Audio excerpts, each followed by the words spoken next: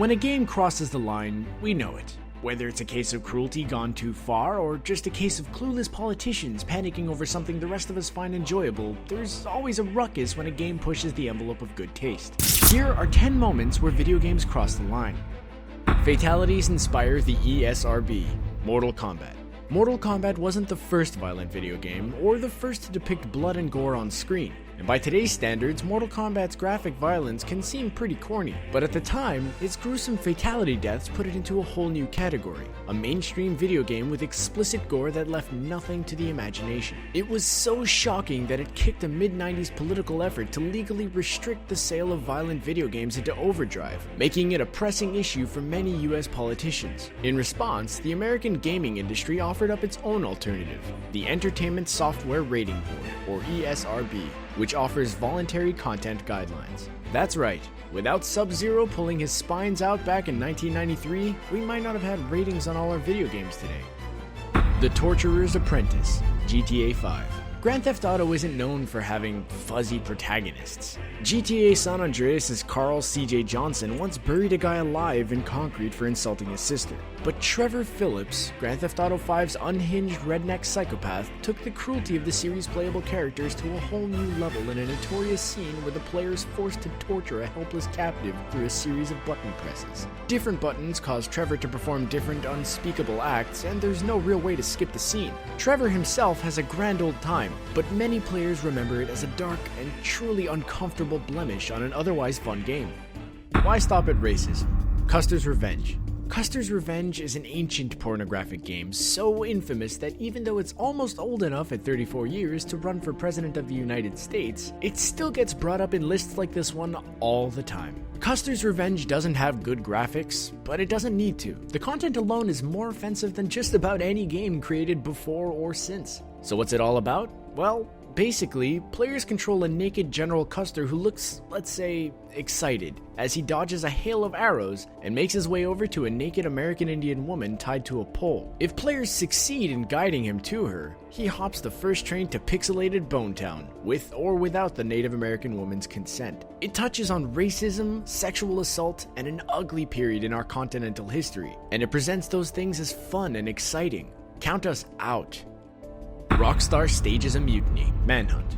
Mortal Kombat may have been the main force behind the creation of the ESRB, but perhaps no game has generated more controversy over virtual violence than Rockstar's grim, relentless killing game, Manhunt. The title is banned or severely restricted in several countries around the world, but that's not all. As it turns out, even the company that made it had trouble coping with the dark experience they had created. According to at least one first-hand account, the game created a deep rift within Rockstar Games during its development, because of how dirty it made many employees feel to play it. Many felt it shouldn't even be released. In the end, the company chose to publish Manhunt after all, but you know a game is hard to swallow when some of the people who created it don't even like it.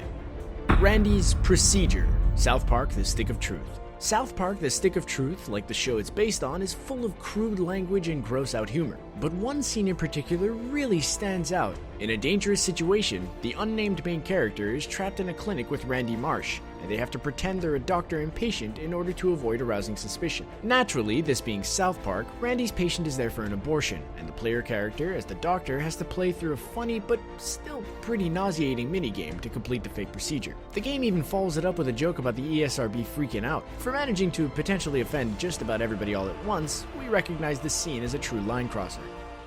Adding fuel to the garbage fire. Duke Nukem Forever. The development hell poster child FPS game Duke Nukem Forever isn't very good to begin with. Its gameplay's outdated and the humor often falls flat. But that's what happens when a game takes 15 years to complete. The industry moves on. But that's hardly the worst of Forever's issues. The game includes an extraordinarily misogynistic scene that many people say goes too far.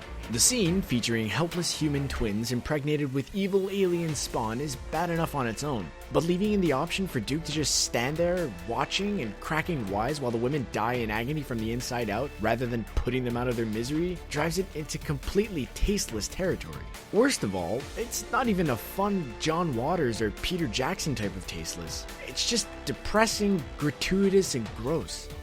Code Blue, Dante's Inferno. Dante's Inferno is one of those games that really wants to be just like another game. In this case, Sony's grim, epic God of War series. It's like God of War's desperate cousin, always trying to prove that it's edgy enough to hang out with the cool kids. Case in point, a yucky scene involving the main character Dante and the undead queen Cleopatra, who appears as a scantily clad but still very clearly dead boss. The two duke it out, and afterwards they start to get it on. The heavy petting would be bad enough, but then things heat up, as much as they can with only one pulse, and it looks like they're about to really just start doing it right then and there, man in corpse. Finally, the game releases us from this icky nightmare by revealing that Dante wasn't about to bang Cleopatra. He was actually just preparing to finish her off for good. Which, oh, well, that makes it all okay then, Dante's Inferno. Sheesh. I mean, you could just let him out. God of War. Speaking of God of War, this wildly popular series isn't without its own share of line-crossing moments, including gratuitous nudity and untold gallons of blood. The first game, though, has one particular scene that gives a lot of players pause. It's a basic puzzle that requires main character Kratos to push a helpless caged soldier into a room to be sacrificed to Poseidon, in order to unlock the next area of the game. In the European release, this soldier was replaced with an undead enemy, which begs the question, why not just let the poor guy go free and stuff a zombie in there instead? It's not like Kratos isn't strong enough to wrangle one into a cage. Listening to the soldier beg for his life and knowing you have no choice because the developers made it that way on purpose is a pretty depressing experience. Airport Massacre, Call of Duty Modern Warfare 2. Call of Duty isn't known for pushing the envelope. Sure, it's a violent series, but it's hard to imagine a game about military combat not being violent.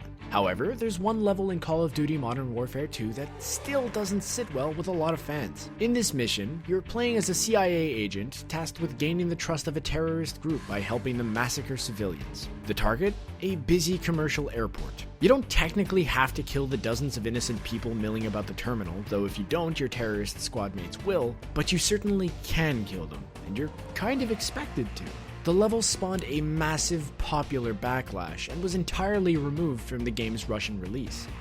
Hot Coffee, GTA San Andreas. Rockstar Games is known for making some of the most engrossing, detailed video games on the market, but they're also known for pushing the envelope, which is why they keep popping up over and over again in lists like this one. Probably the company's most infamous misstep can be found in the original PC release of Grand Theft Auto San Andreas, a minigame known as Hot Coffee that allows the player to simulate explicit sex between CJ and his girlfriend. The minigame was removed, but the code for it was left intact, so it was only a matter of time before a hacker discovered it and made a patch to help regular players to access it. The uproar for this hidden minigame was so intense that Rockstar actually had to re-release it without the code, and release a countermeasure patch for the older version. So what video game moments made you uncomfortable? Did your parents ever take a game away because they said you weren't old enough to be playing it? When a game crosses the line, what do you think about it? Leave a comment and let us know. If you like this video, give us a thumbs up and check out the rest of our channel. Don't forget to like, share, and subscribe to CBR for cool vids about movies, action heroes, gaming, comics, and way more.